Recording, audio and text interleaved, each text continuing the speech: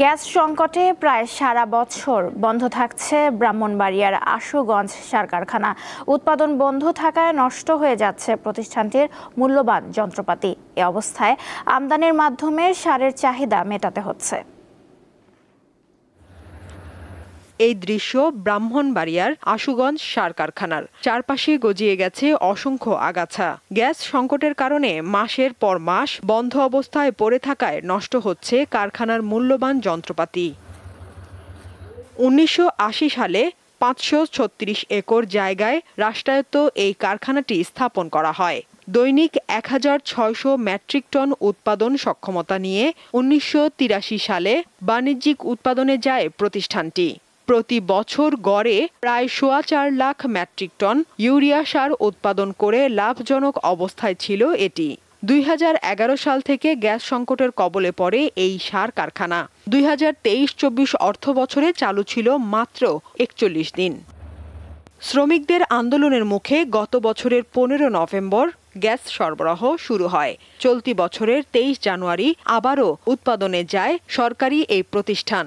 ভেতরে মনে করেন যে এটার অক্সিডাইজেশন হয়ে এটার কার্যক্ষমতা এগুলা হারাই ফেলতেছে দীর্ঘদিন ধরে ফ্যাক্টরি না চলার জন্য। প্রতি বছর বিদেশ থেকে সার আমদানি করতে প্রায় 10 থেকে 12 হাজার কোটি টাকা সরকারের চলে যায়।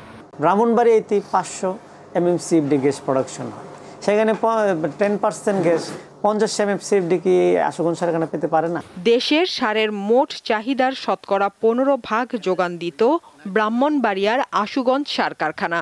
উৎপাদন বন্ধ থাকায় প্রায় 4 লাখ মেট্রিক টন ইউরিয়া সার আমদানি করে সরকার। বিদেশ থেকে সারটা আসলে এখানে আসলে যে কেরিং এর সময় অনেক সার কিন্তু লস হয়ে যাচ্ছে। বস্তা 50 কেজি হয়তো থাকে না, কিছুটা লস হয়। ইউরিয়া সারের প্রধান উপাদান হচ্ছে নাইট্রোজেন। তো নাইট্রোজেন যদি হারিয়ে গেল তাহলে এটা থাকে কি?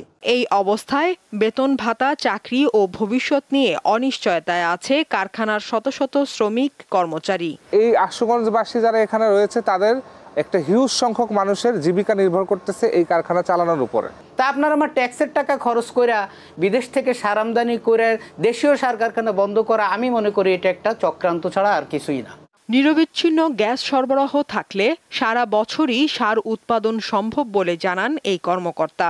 আমাদের বিশেষ প্রতিনিধি শিল্প মন্ত্রণালয়, অর্থ মন্ত্রণালয়, বাণিজ্য মন্ত্রণালয় 3 পক্ষের মিটিং হয়েছে এবং তারা ওখানে আমরা শুনছি, যেটা আমাদের কাছে খবর আসছে যে নীতিগত সিদ্ধান্ত হয়েছে যে পুরো বছর গ্যাস দেওয়ার নিশ্চয়তা পাওয়া যাচ্ছে।